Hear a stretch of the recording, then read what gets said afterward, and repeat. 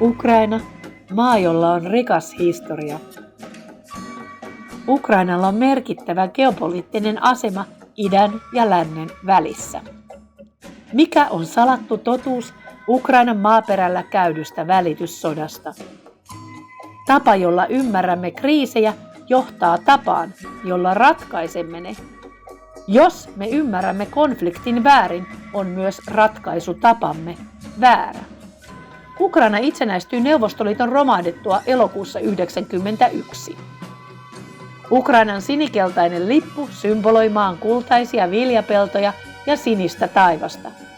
Välityssota Ukrainassa alkoi Maidanin väkivaltaisella vallanvaihdolla 2014. Yhdysvaltain hallitus tuki Ukrainan presidentin Viktor Janukovytsin kaatamista. USA:n näkökulmasta Janukovytsin synti oli hänen yrityksensä säilyttää Ukrainan puolueettomuus huolimatta USA:n halusta laajentaa NATOa Ukrainaan ja Georgiaan. Tavoitteensa saavuttamiseksi Yhdysvallat on aseistanut ja rahoittanut Ukrainaa massiivisesti aina vuodesta 2014 lähtien.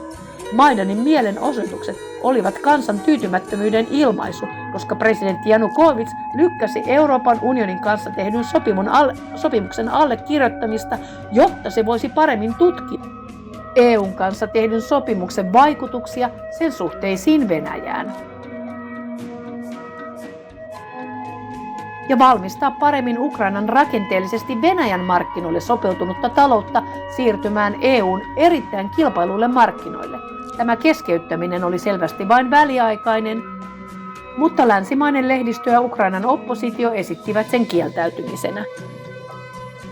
BBC:n paljastama puhelinkeskustelu silloisen Yhdysvaltain Euraasian apulaisulkoministeriön Victoria Nulandin ja Yhdysvaltain Kiovan suurlähettilään Jeffrey Paetsin välillä osoitti, että amerikkalaiset itse valitsivat Ukrainan tulevan hallituksen jäsenet uhmaten ukrainalaisia ja eurooppalaisia. Euroopan unioni oli vain kynnysmatto tässä asiassa. Ukrainan kansan mielipide jakautui tasan 50-50 EUn ja Venäjän tulliliiton välillä. USA otti tilanteen nopeasti haltuunsa nationalistien kautta ja nationalistit tekivät likaisen työn. Maidanin hyväluontoinen mielenilmaus muuttui yhä väkivaltaisemmaksi. Juuri kun hallituksen kanssa oli allekirjoitettu sopimus 2014 vaaleista, osat vaihtuivat, ultranationalistit ja muut lännen tukevat uusnatsit ottivat vallan Maidanilla. Allekirjoitettua sopimusta ei kunnioitettu ja väkivalta puhkesi Maidanilla. EU torjui Putinin ehdotuksen sovittaa Ukrainan halu liittyä EU:hun, säilyttäen samalla suhteet Venäjän kanssa. EU käski Ukrainan kääntää selkänsä Venäjälle. Maidanin vallankumous oli siis sarja jaksoja, jossa oli erilaisia toimijoita, muun muassa George Soros, joka sponsoroi Maidanin vallankaappausta. George on saanut porttikiellon myös Venäjälle ja Unkariin. Maidanin vallankumouksen kaappasivat tietyt oligarkit ja ultranationalistit. Maidanin vallankaappaus toteutettiin Yhdysvaltojen sponsoroimana. George Soroshan on ollut myös arabikevään orkestroija. Todellista vapautta eivät maat saaneet. Ukrainassa luvattuja uudistuksia ei myöskään toteutettu. Ukrainan kansan keskuudessa Maidanin vallankaappaus ei ollut yksimielinen. Tässä McCain edesmennyt sotahaukka käy kannustamassa kansaa Maidanilla. Yhdysvallat jätti huomiotta kaksi ankaraa poliittista todellisuutta Ukrainassa. Ukraina on syvästi jakautunut sekä etnisesti että poliittisesti. Länsi-Ukrainassa on Venäjää vihaavia nationalisteja ja Itä-Ukrainassa puolestaan ja Krimillä etnisiä venäläisiä. 2014 Maidanin väkivaltaisesta vallankaappauksesta lähtien Ukrainan kansaa on asemoitu suurvaltojen välisen konfliktin uhriksi. Maidanilta lähtien länsi on pyrkinyt minimoimaan äärioikeiston merkitystä Ukrainassa. Näin oikeuttaakseen ja laillistaakseen tukensa Kiovaan asetetulle hallitukselle ja taistelulle Venäjää vastaan. Nationalistit valtasivat aluehallitukset maan pohjoisosassa. Uusnatsien johtohahmo Dmitri Jaroš vaikutti Maidanilla ja sanoi sen suoraan: jos Zelenski pettää Ukrainan, hän menettää paitsi virkansa myös oman henkensä. Uusnatsit ovat Ukrainassa muodostaneet organisoituneen voiman, joka tottelee vain omia johtajiaan. He ovat yhdessä Ukrainan suojelupoliisin kanssa onnistuneet luomaan pelon ja terrorin ilmapiirin. Ihmisiä saatettiin pidättää ja kiduttaa vain sen vuoksi, että heitä epäiltiin Venäjä-sympatioista. Uusnatsit uhkailivat myös presidenttejä sekä Petro Poroshenko että Vladimir Zelenskyä, mikäli nämä hyväksyisivät Minskin rauhansopimukset. Presidentti Viktor Janukovytsia vastaan suunnatut voimat käyttivätkin hyväksi natsitaistelijoita Maidanin vallankaappauksessa. Taistelijoista koottiin vuonna 2014 Azov-pataljoona ja myöskin muita pataljoonia, joista myöhemmin tehtiin rykmenttejä ja ne olivat kaikki äärikansallismielisiä. Maidanin vallankaappauksessa natsitaistelijoita käytettiin asevarastojen ryöstämisessä ja kaupunkin hallintorakennusten haltuun ottamisessa. Oleg Jatnipok oli eräs Maidanin toimijoista 2014. Hän sai vaaleissa äänivyöryn 38 paikkaa ja yli 10% äänistä. 2019 vaaleista äärioikeistokoalitio joutui pois eduskunnasta. Svoboda-puolueen uusnatsijohtaja Oleg Jatnipuk sanoi, täytyy hävittää fyysisesti koko venäläinen älymystö ja luoda ukrainalainen Ukraina. Tämä voi toteutua vain, jos aiheutetaan nälänhätä venäjänkielisissä kaupungeissa. 2012 Simon Wiesenthal nimisi hänet 5. kaikkein kiihkeimmäksi antisemitiksi. Jatnipok ehdotti Ukrainaan rotumerkintää passiin Ukraina ukrainalaisille. Maidanilla vallan kaapanneet oppositiojohtajat käyttivät natsijoukkioita omien poliittisten päämääriensä edistämiseksi ja uuden vallan perustamiseksi Ukrainan eri kaupungeissa. Odessan ammattiyhdistyksen talon murhapoltossa kuoli 50 Venäjän mielistä. Arseni Jatsenuk nimitettiin USA:n päätöksellä uudeksi pääministeriksi Yhdysvaltain Victoria Nuland vuotaneessa puhelinkeskustelussa. Jats on sopiva kaveri, jolla on taloudellista ja poliittista kokemusta. Sen sijaan Vitali Klitschko, Kiovan pormestari, tuli Nylandin mukaan pitää uuden hallituksen ulkopuolella. Klitschko omaa raskaan sarjan nyrkkeilyn maailmanmestaruuden. Presidentti Bill Clintonin neuvonantaja Brzezinski kirjassaan The Grand Chessboard, suuri shakkilauta, kirjoittaa Ukraina euraasialaisen shakkilaudan uusi ja merkittävä alue. On geopoliittinen keskipiste. Koska jo sen pelkkä olemassaolo itsenäisenä valtiona auttaa muuttamaan Venäjää. Ilman Ukrainaa Venäjä lakkaa olemasta euraasialainen suurvalta. Yhdysvallat onkin määrätietoisesti pyrkinyt lähentämään Ukrainaa länsileiriin. Neokonservatiivi Joe Biden on toiminut Ukrainan käskynhaltijana vuodesta 2014 lähtien. 2016 maaliskuussa Joe Biden lahjoi Ukrainan presidentti Poroshenkon $1 miljardin lainalla ja käski erottaa Ukrainan pääsyyttäjän Viktor Shokinin, koska tämä tutki Hunter Bidenin laittomia bisneksiä. Sen sijaan Brzezinskin Bill Clintonin neuvonantajan mielestä Venäjä ja Ukraina ei missään tapauksessa pitäisi päästä lähentymään toisiaan. Ukrainasta piti tulla jonkinlainen anti-Venäjä. Ukrainalla on lännen eliitille vain välinearvoa Venäjän heikentämisessä. Kidutuksen käyttö ja Ukrainan ehdoton sopeutuminen Yhdysvaltojen neokonservatiivien ulkopolitiikkaan osoittaa, että he eivät ole sitoutuneet niin sanottuihin eurooppalaisiin arvoihin. Länsi tahtoi nähdä Ukrainassa vain demokratian ulkokuoren. Se tuki ja jatkoi milisien aseistamista, jotka ovat syyllistyneet lukuisiin rikoksiin vuodesta 2014 lähtien, raiskauksiin, kidutuksiin ja joukkomurhiin. YK:n raportissa on vahvistettu tieto useista rikoksista sekä siviilimäestön murhista, joihin äärikansallismieliset ovat syyllistyneet Itä-Ukrainassa vuodesta 2014 lähtien. Helmikuuhun 2021 mennessä 14 000 kuollutta, josta 10 000 on siviilejä. EU ei ole onnistunut integroimaan Itä-Euroopan maita niin sanottuun liberaaliin Eurooppaan. Näillä uuden Euroopan mailla ei ole demokraattista perinnettä. Itä-Euroopassa on nationalismia, jossa edelleen nähdään kolmas valtakunta vapauttajana. Helmikuussa 2022 Venäjän hyökkäyksen alusta lähtien voimme erottaa 2 tapaa käydä sotaa. Ukrainan puolella sotaa käydään poliittisessa media- ja informaatiotilassa. kun taas Venäjän puolella sotaa käydään lähinnä fyysisessä ja operatiivisessa tilassa. Ukrainassa on 2021 allekirjoitettu antisemitismin vastainen laki. Holokaustin kieltäminen on laitonta, natsisankareiden ihailu sen sijaan ei ole.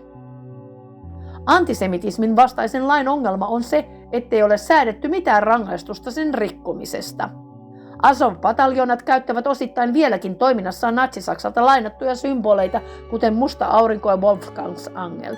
Ultranationalistit eivät edusta Ukrainan kansaa, josta valtaosa kuuluu Ukrainan ortodoksiseen kansankirkkoon. Ukrainassa neuvostoajan järjestelmän viha on muuttunut vihaksi Venäjää vastaan, jota Yhdysvallat on käyttänyt kätevästi hyväkseen. 1941 natsi-Saksa saapui Ukrainaan. Toisen maailmansodan aikana Länsi-Ukraina oli avoimesti yhteistyössä natsien kanssa, kuvitellen saavansa itsenäisen Ukrainan kansallissosialistisen ideologian kautta. Jo 1921 perustettiin OUN etnisesti puhdasta Ukrainaa ajava järjestö. Suosittu johtaja Stefan Bandera oli antisemitisti ja antikommunisti. Bandera-kultilla on tänään vahva vaikutus Ukrainan äärinationalistisiin liikkeisiin. 2008 presidentti Jushchenko antoi Banderalle patsaan ja sankariarvon. Banderan hengen perintö näkyy selvästi Ukrainan ultranationalistien kansakunnan ideassa. Galiciassa nationalistit uskoivat natsi-Saksan olevan ainoa taho, joka voisi varmistaa Ukrainan itsenäisyyden. Galician SS-divisiona muodostettiin kesäkuussa 1943. Azov-liikkeen perustaja Andrii Bilecki kuvaili kansakunnan ideaa 4 periaatteella. 1. Kansalla on etninen perusta, jonka määrittelee veri.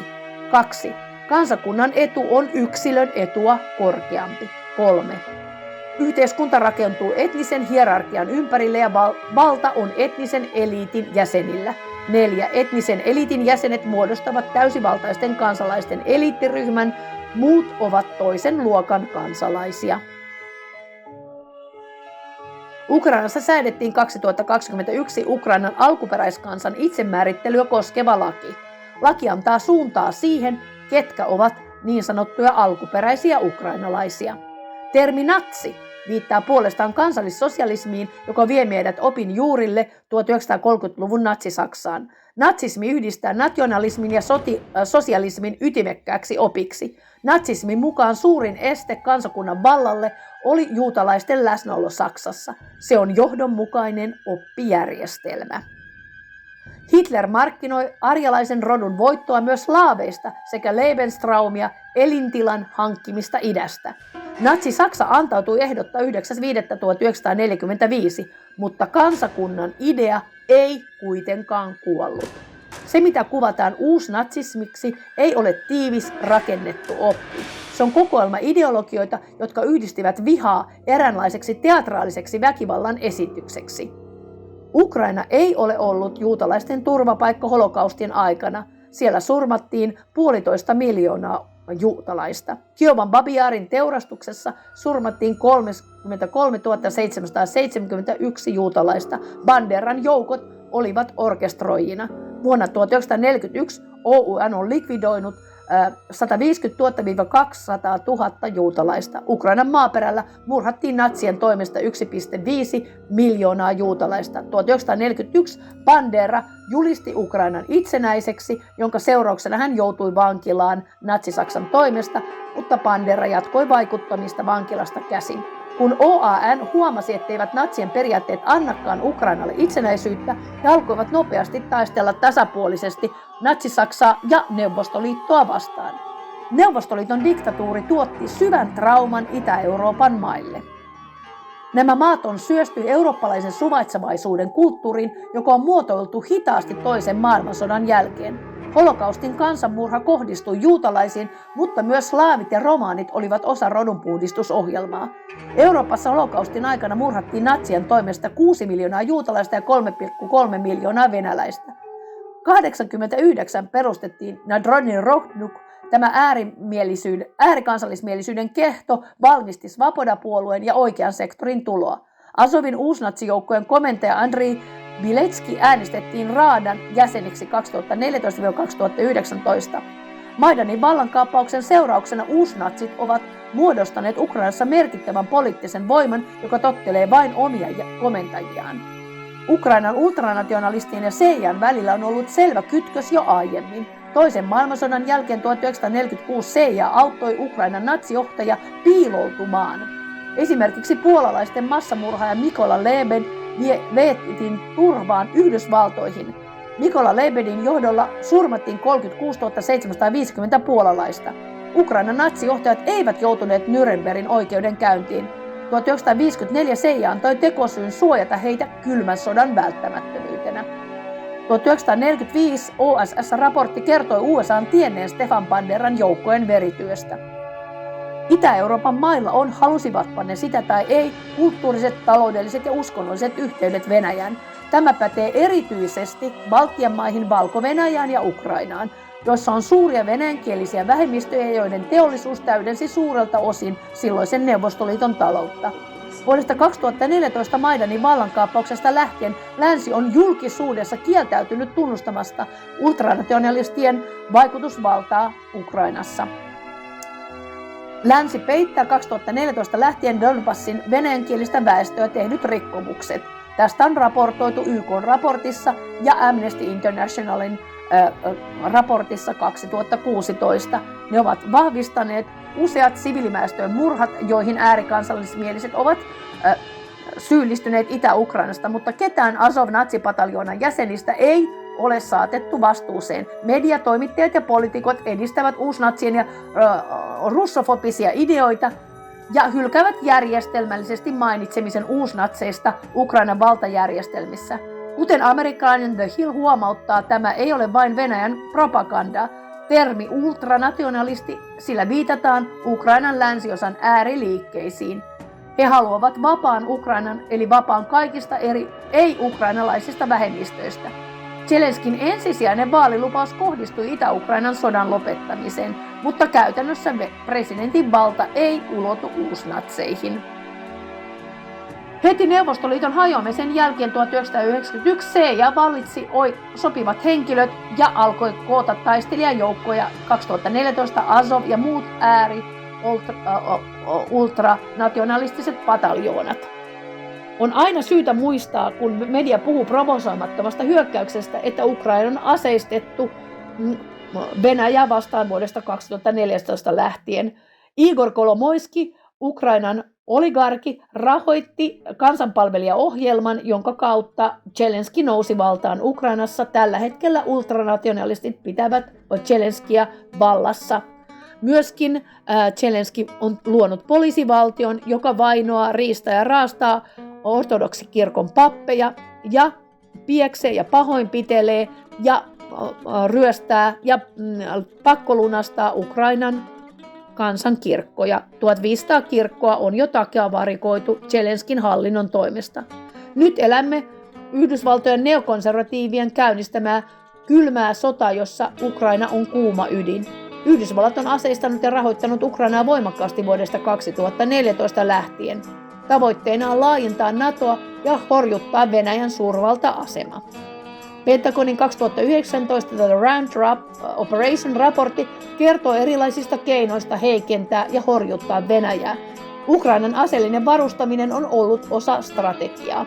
RAND-raportti nimeää NATO-harjoitukset Venäjän rajalla merkittävänä strategiana horjuttaa Venäjää. Naton jäsenmaana Suomi omaa 1300 kilometrin strategisen rajalinjan lähellä Pietaria ja Kuolan niemimaata. Suomen liittymisellä NATOon on seurauksensa, kuten asevarustelun kiihtyminen Venäjän rajalla. Krimin niemimaan asema Mustameren rannalla on ollut strateginen. 1954 Nikita Hrutšov, Neuvostoliiton ukrainalaissyntyinen valtionpäämies, luovutti Krimin hyvän tahdon eleenä Ukrainalle. Krimi oli ollut Venäjän sotilastukikohtana 200 vuotta aina vuoteen 1954 saakka. Venäjän ja Ukrainan parlamentit eivät kuitenkaan koskaan vahvistaneet Hrutševin hyvän tahdon elettä. Ennen Ukrainan itsenäistymistä 1991 Krimi ilmoitti olevansa Moskovan aloinen. Saksojen yhdistyessä Yhdysvaltain ulkoministeri James Baker lupasi Mihail Gorbatsoville 1990, ettei NATO laajene tuumaakaan itään päin. NATOjen joukkojen toimivaltaa ei laajenneta tuumaakaan itään päin. Gorbatsovin uudistuspyrkimys perestroikka johti Neuvostoliiton hajoamiseen 1991. Ukraina itsenäistyi Neuvostoliitosta 24.8.1991.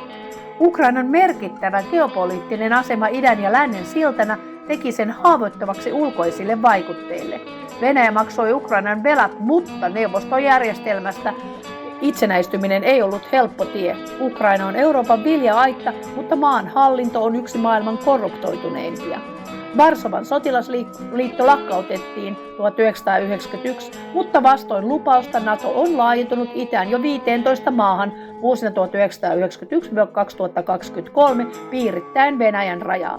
Oleksoi Arestojevits, Zelenskin lapsuuden ystävä ja ex-neuvonantaja, paljasti jotakin merkittävää 2018. Ukraina tulee käymään lyhyen sodan Venäjän kanssa ja liittymään NATOon, jonka jälkeen Venäjä ei enää ole ongelma. Venäjän nopea tappio olisi siis Ukrainan pääsilippu NATOon. Ukrainan armeija työnnettiin 2021-2022 Donbassin rajalle valmistamaan hyökkäystä. Joe Biden tiesi 17.2. julistaa, että Venäjä hyökkää Ukrainaan pian. Tiesikö Zelenski samoin, että Venäjä vastaisi hyökkäyksen, jota Ukraina valmisti helmikuussa 2022? Marraskuussa 2016 ennen Trumpin virkaan astujaisia Biden uhkaa puhelimitse Poroshenkoa, Ukrainan presidenttiä, salamurhalla, jos tämä tekee mitään yhteistyötä Trumpin tulevan hallinnon kanssa. USA meni Kiovan Maidanille 2014, jonka seurauksena Putin toteutti uhkauksensa ottaa Krimi takaisin Venäjän haltuun. YK ei hyväksynyt Krimin kansanäänestystä. Rauha välityssotaan voi tulla, kun Ukraina ymmärtää, että se on joutunut Yhdysvaltain ja Venäjän välisen välityssodan uhriksi. Tuhoisa sota on provosoitu. Strategiset, poliittiset ja operatiiviset tekijät johtivat karmaiseviin seurauksiin. Strategisella tasolla Ukrainan NATO-jäsenyys 2300 kilometrin rajaviivalla ja maahan sijoitettavat NATOn ohjukset olivat Venäjälle punainen viiva. Poliittisella tasolla Minskin rauhansopimuksia Itä-Ukrainan sodan lopettamiseksi ei Ukrainan taholta suostuttu toteuttamaan 2021, ilmeisesti lännen painostuksesta. Operatiivisella tasolla Ukrainan armeijan siirto Donbassin rajalle 2021 ja Etyjin raportoima tulitus 16.2.2022 provosoivat Venäjän hyökkäyksen Ukrainaan. Israelin ex-pääministeri Naftali Bennett toimi rauhanvälittäjänä yhdessä Turkin kanssa maaliskuussa 2022. Länsi esti molemmat rauhanprosessit, koska halusi iskeä Putiniin. Joe Bidenin ja Boris Johnsonin vakuuttelemana Ukraina muutti mielensä rauhansopimuksen suhteen, hylkäsi Istanbulin rauhansopimuksen. Kuitenkin minkälainen pahuus siellä on takana. Siellä on hirvittävä pahuus. Ja meillä on kuitenkin auktoriteetti sitoa. Me sidotaan niitä valtoja voimia. Me tallataan niiden päälle Jeesuksen Kristuksen nimessä, että ne pysty toteuttamaan sitä, mitä ne suunnittelee. Tämä koko globalistinen joukko, me tallataan niitä voimia Jeesuksen Kristuksen nimessä. Myös tänä iltana me tallataan myöskin täällä Persiassa näitä voimia ja pahuuden voimia, jotka on sitonut ihmisiä monta kymmeniä vuosia, että tulee vapautus sinne Jeesuksen Kristuksen nimessä. Kiitos Herra, sä kuulet meidän rukoukset. Se on vain pieni joukko, mutta täällä on uskon henki. Me uskotaan, mitä me pyydetään, Herra, vapautusta. Kiitos, että tämä kaatuu, tämä koko tämä EU-hölöpölyjutut, niin tämä kaatuu koko tämä juttu. Sama kuin niin monta muuta asiaa on, miten voidaan sitoa ja ajaa pois Jeesuksen Kristuksen nimessä. Kiitos Herra, sä kuulet meidän rukoukset, Herra, tänä iltapäivänä, Herra, ja vapauta ihmisiä semmoisesta ikestä, missä ne on vuosikymmeniä ollut Jeesuksen nimessä. Aamen.